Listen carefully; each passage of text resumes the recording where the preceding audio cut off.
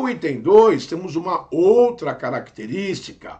Se a decisão aplica a medida de segurança ao semi-imputável, e isso é uma situação, via de regra, extraordinária, porque eu volto a dizer que o entendimento também pacífico, majoritário, por assim dizer, pacífico, falar entendimento pacífico em direito é algo comprometedor, mas o entendimento majoritário, num primeiro momento, antes de abordarmos esse tópico, é que para o semi-imputável é aquele que não é tão são, que sabe o que faz, mas também não é tão doido que não sabe o que fez.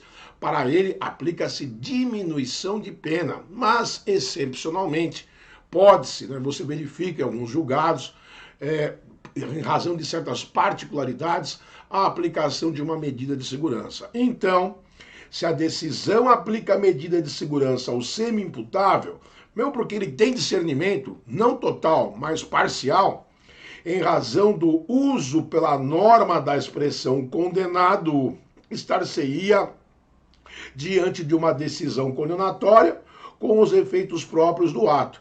Então, no primeiro momento, moral da história, medida de segurança para inimputável não surte efeitos de condenação. Não é assim compreendido. Medida de segurança para semi-imputável pode-se compreender sim como sendo uma causa, o resultado de efeitos da condenação. Então, vencida essa primeira etapa de abordagem, vamos prosseguir aqui em nosso estudo. Efeitos da condenação. Meu amigo, quando você pega o nosso Estatuto Repressor, Código Penal, artigos 91 a 92, com a inclusão agora do artigo 91A, a bem da verdade, falando aqui de maneira intimista com vocês, o primeiro efeito da condenação, o clássico, é o quê? Ficar preso, não é verdade? Cometeu o crime e vai perder a liberdade, que é um dos maiores bens jurídicos, por dizer assim, do homem, né? Tirando de lado o aspecto vida, óbvio, né? Mas ter a privação de liberdade decretada, esse é o primeiro efeito da condenação. Agora existem os efeitos secundários da condenação, né? Dentre os quais eu comentei aqui alguns, né?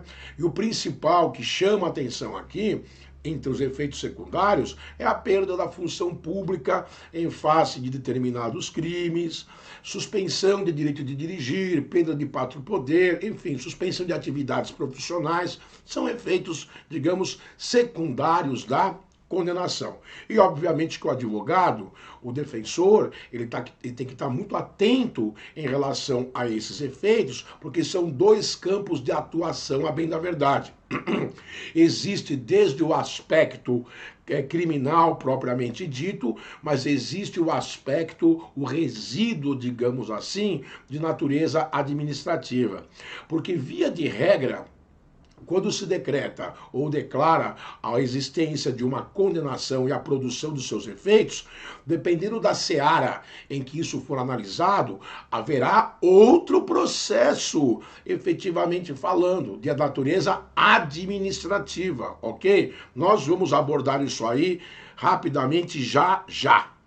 Muito bem, então, só para nós deixarmos bem claro aqui, sobre efeito da condenação, temos que a condenação penal tem duas espécies de efeitos. Os principais, os secundários, que também podem ser chamados de reflexos ou indiretos. Também se fala em efeitos residuais da condenação, uma outra terminologia que você pode encontrar. Muito bem. O efeito principal é, notadamente, a aplicação da sanção imposta pela decisão, seja ela privativa de liberdade, que é a essência da condenação na seara penal, restritiva de direitos, que pode eventualmente também acontecer, pecuniária por meio da aplicação de uma multa ou medida de segurança, veja que colocamos aí o semi-imputável, uma vez que em relação ao inimputável não há que se falar em termos de condenação, conforme já exaustivamente falado. Pode-se ainda apontar a existência de efeitos penais e extrapenais. E como exemplo desses efeitos extrapenais, temos, porventura, a perda da função pública, cara. Hoje, quando você analisa, né? Pô, mas quem eventualmente pode ter essa perda de função? Meu amigo, veja, por exemplo, o caso de parlamentares, na verdade, que eventualmente vão sofrer aí efeitos decorrentes da condenação. Isso quando a própria seara administrativa não se antecipa, não é verdade? Eu pego um caso em tela que está em evidência, né? Não menosprezando a pessoa, até em respeito ao princípio da presunção de inocência, nós tivemos o caso da deputada federal Flor de Lis, não é isso? Acusada de ser a mandante da morte do seu marido, foi acusada, isso é notório, né? E veja que o processo de julgamento está ainda em andamento, contudo, no entanto, ela já perdeu, por assim dizer, o seu mandato, não é isso? Por força até de processo que tramitou na Comissão de Ética da respectiva Casa Legislativa.